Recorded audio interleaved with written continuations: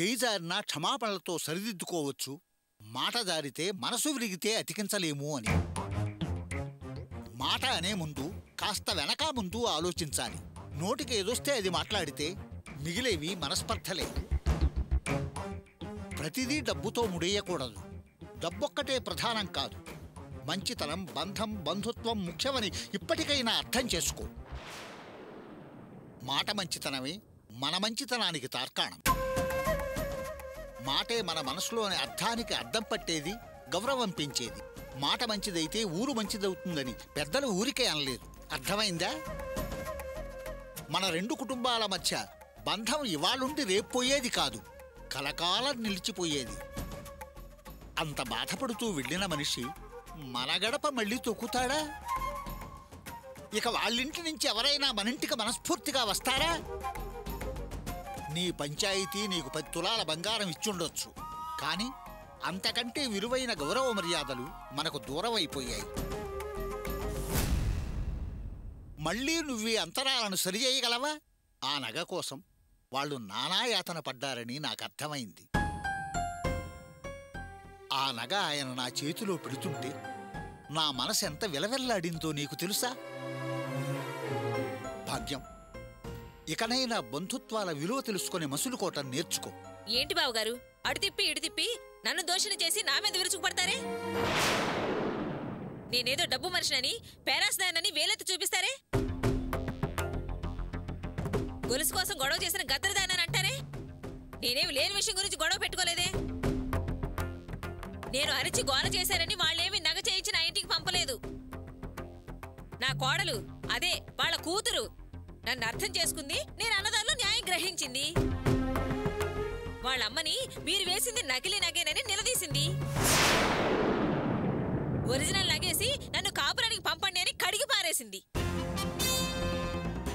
కన్న కూతురే పరువు తీసేసరికి వేరే గత్యంతరం లేక నగ దిగేసి కూతుర్ని దిగబెట్టి వెళ్లారు. అర్చన, ఏంటమ్మా ఇది? మీ అత్తయ్య చెప్పేది నిజమేనా? నువ్వు మీ అమ్మగారిని నగ కోసం నిలవేశావా? అవును మావయ్య, అత్తయ్య చెప్పింది నిజమే. అత్తయ్య గారు అడిగింది న్యాయమే. అందుకే నేను మా వాళ్లతో వాదించాల్సి వచ్చింది. వాళ్ళు పరిస్థితిని అర్థం చేసుకున్నారు కాబట్టి కాస్త ఇబ్బంది పడ్డా నా కాపురం నిలవాలని నగ చేయించిచ్చారు. విన్నారుగా? ఇప్పుడేమంటారు బావగారు? నేను గయ్యాళదాన్నా గయ్యాళదాన్నా అంట. పరాయి పిల్లైనా తన అర్థం చేసుకుంది, మీరంతా నన్ను అర్థం చేసుకోలేకపోయారు.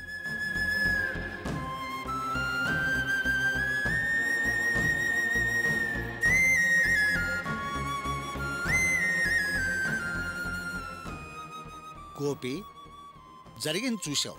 నీ భార్య మీ అమ్మ అన్న మాటలు విన్నావుగా.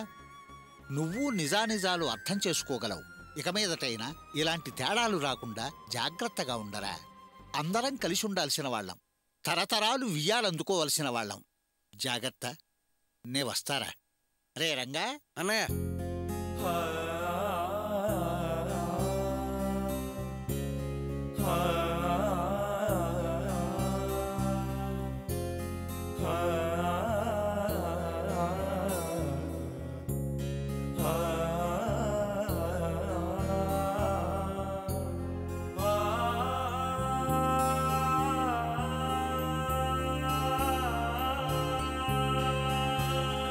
అర్చన, నేను నీతో ఒక విషయం మాట్లాడాలి. ఏం మాట్లాడాలో చెప్పండి. నువ్వు మీ వాళ్లతో మాట్లాడిన పద్ధతి గురించి. నువ్వు అలా మాట్లాడి వాళ్ళ మనసుల్ని చాలా కష్టపెట్టావు.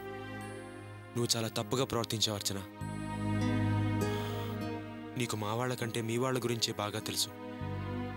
వాళ్ళకి నీ పట్ల ఉన్న బాధ్యత ఏంటో నీకు తెలుసు. వాళ్ళు నీ కోసం ఎంత కష్టపడ్డారో నీకు తెలుసు. అన్నీ తెలిసి నువ్వు మీ వాళ్లతో ఎందుకలా మాట్లాడావో నాకిప్పటికీ అర్థం కావట్లేదు. నాకు తెలిసి మీ వాళ్ళు నకిలీనగా వేసుండరని నా మనస్సాక్షి చెబుతోంది. నాకున్నపాటి నమ్మకం కూడా నీకు లేకుండా పోయింది.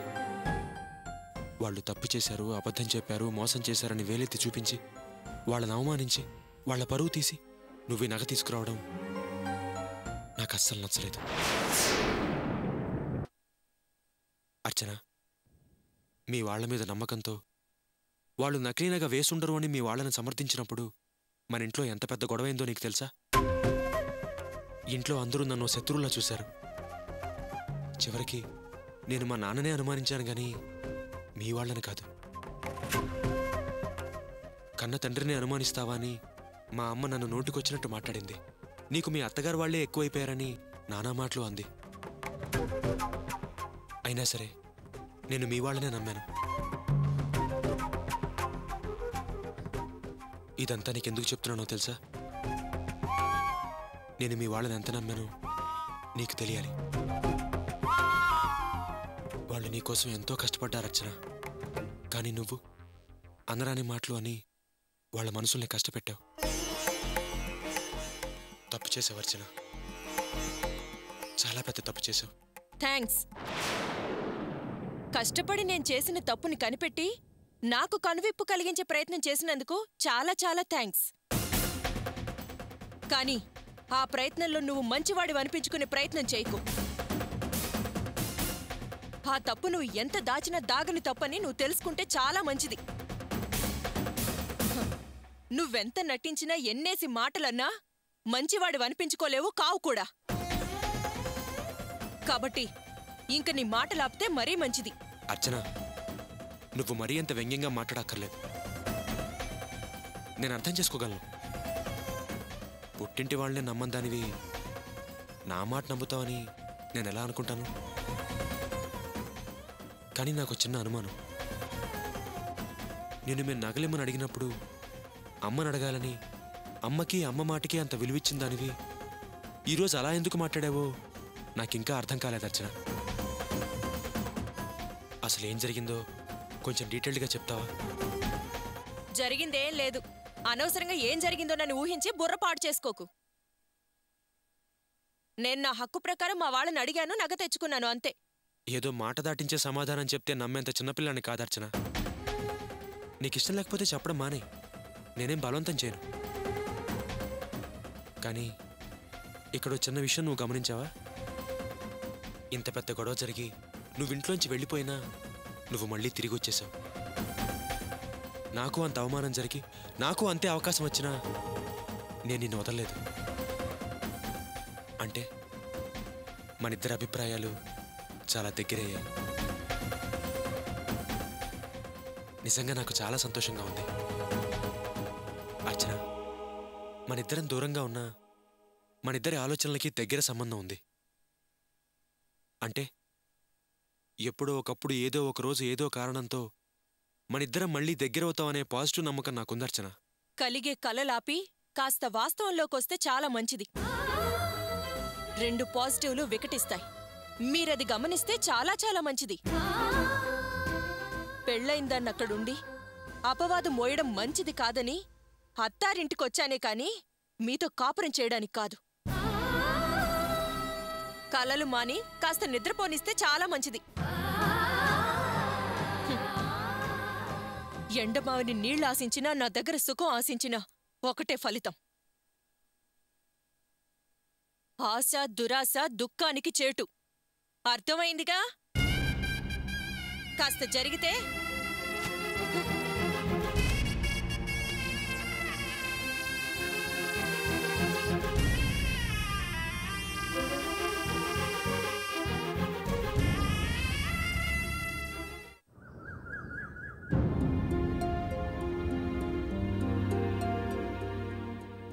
సారీ అమ్మా, నన్ను క్షమించండి. నువ్వేం తప్పు చేసావమ్మా? నేను నిన్ను క్షమించడానికి? నీకు చేతనైంది నువ్వు చేసావు. అది కాదమ్మా, అది చేస్తా ఇది చేస్తా పొడి చేస్తా అని చెప్పి ఓహోమని ప్రగల్భాలు పలికి చివరికి తుస్సుమనిపించాను. అటు తిరిగి ఇటు తిరిగి ఆ అర్చన మళ్ళీ అత్తారింటికే వచ్చిందే, అదే నా బాధ. దానికి నువ్వేం చేస్తావు? పాపిష్టి దానికెక్కడో సుడుంది. అందుకే ఆఖరి నిమిషాలంతా తారుమారైంది. మన ఊహలన్నీ తలకిందులైపోయాయి. దాని గురించి నువ్వు క్షమాపణ అడగటం, బాధపడటం దేనికి చెప్పు? సరేనమ్మా, ఇప్పుడేం చేద్దామంటావ్? ముందే చెప్పాను కదా, అది ఈ ఉచ్చులో నుంచి తప్పించుకున్నా నాకేం బాధ భయం ఏమీ లేదు. నేనే ఒక ఐడియాల పుట్టని మరో పథకం రచిస్తాను. మళ్ళీ ఆ చిలకను పట్టి పాదల పంజరంలో బిగిస్తాను.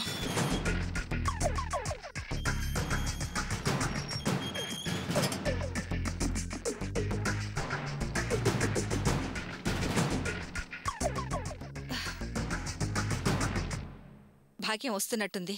నువ్వు లోపలికెళ్ళి దాక్కో. నేనెందుకు దాక్కోవాలమ్మా? చెప్పింది చెయ్యి, వెళ్ళు. సరే. అక్క బాగున్నా అక్క? బాగున్నానక్క. రా కూర్చో. కూర్చోక్క. Coffee tea? అబ్బబ్బే, ఇప్పుడేం వద్దక్క. నీతో ఒక ముఖ్యమైన విషయం చెప్పాలి. కూర్చోక్క. ఏంటక్కది? అర్చన మళ్ళీ ఇంటికొచ్చేసిందక్క. నువ్వు చెప్పేది నిజమా? మామూలుగా తిరిగి రాలేదక్క. 10 తులాల బంగారం వేసుకొచ్చింది. అలాగా? పాపం, నాకే జాలేసిందక్క. ఆ తరువాత ఆ స్థలం కూడా నా పేరునే పెడతానని చెప్పింది. నేనే వద్దన్నాను. అదేంటి అంతలోనే నీ మనసు ఎలా మార్చుకున్నావు అక్క? ఎందుకంటే సమయం దొరికింది కదా అని నన్నొదిలించుకుని పుట్టింట్లో ఉండకుండా వాళ్లతో పోట్లాడి 10 తులాల బంగారం తీసుకొచ్చిందక్కా. నా బంగారు తల్లికి నా మీద ప్రేమండబట్టే కదా. అది కోడలు కాదక్కయ్యా, కూతురు. నాకోసం తన పుట్టింటి వాళ్ళని వదులుకొని వచ్చినప్పుడు తన కోసం నేను స్థలం వదులుకోవడం కష్టమా చెప్పు? అందుకేనక్క నా మనసు మార్చుకున్నాను. నువ్వేదో మొండిదానివి, పట్టుదల మనిషి అనుకున్నాను. ఇవేనక్క నీ తెలివితేటలు? అసలు ముందాలోచనలేని మట్టి బుర్ర నీది. లేకపోతే వచ్చిన అవకాశాన్ని వదిలేసుకొని ఒట్టి చేతులతోటి నడి రోడ్డున నిలబడదామని చూస్తున్నావక్క? అవకాశం వదులుకోవడం, మధ్యలో నడి రోడ్డు మీద నిలబడ్డం ఏంటి? కాస్త అర్థమయ్యేలా మాట్లాడక్క. ఏం మాట్లాడినక్క? అర్చన గురించి అంతగా పొంగి ఉప్పొంగి పొగడతలతో ముంచేస్తుంటే ఏం మాట్లాడినక్క చెప్పు? జరిగింది జరగబోయేది కొంచెమైనా ఆలోచించావా? అర్చనకి మొగుడుతో కాపురం ముఖ్యం. అందుకోసం కనీ కష్టపడి పెంచి పెళ్లి చేసిన అమ్మనే ఒక్క నిమిషంలో వదులుకొనొచ్చిందే. మీరు దానికొక లెక్క? నీ మీద దానికంత ప్రేమ ఉంటదేంటి? అసలు మీరు దానికెవరు చెప్పండి? అది వదిలించుకోవడానికి దానికి ఎంత టైం కావాలక్క? అయినా గోపి మనసు మీకు తెలుసు కదా, చాలా మంచోడు. చిటికలో మార్చేయాలా? ఆలోచించు. రేపు అర్చనకు పిల్లో జల్లో కనిందనుకో, అప్పుడు తను తన కుటుంబం మీరే అవుతారు. తన కుటుంబం అని తనకున్న తర్వాత ఆస్తి తన పేరు మీద ఉన్నాక మీకు చిల్లి గవ్వ కూడా వాల్యూ ఉండదక్క. గడ్డి పుసలగారి తూరేస్తదక్క. అంతేకాదక్క, అర్చన నిజంగా తన అమ్మతోటి గొడవపడి వచ్చిందంటే మీరు పప్పులో కాలేసినట్టే. ఏంటక్క నువ్వనేది? అర్చనని తక్కువ అంచనా వేయకూడదక్క.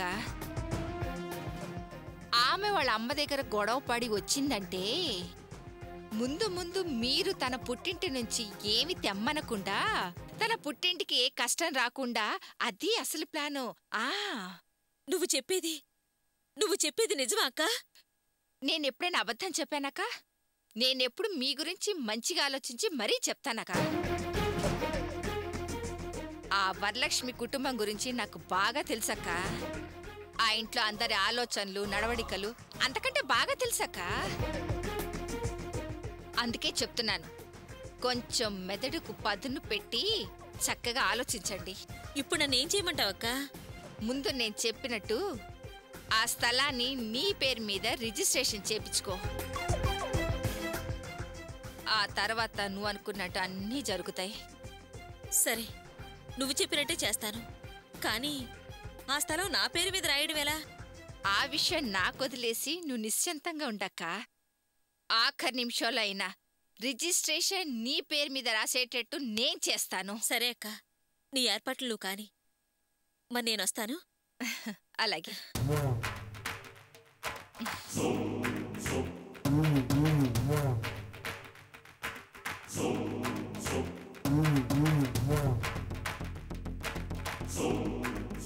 అమ్మా, నీ ప్లాన్లు మాలాంటి మట్టి బుర్రలకు అస్సలు అర్థం కావు. ఏంటమ్మా ఇది?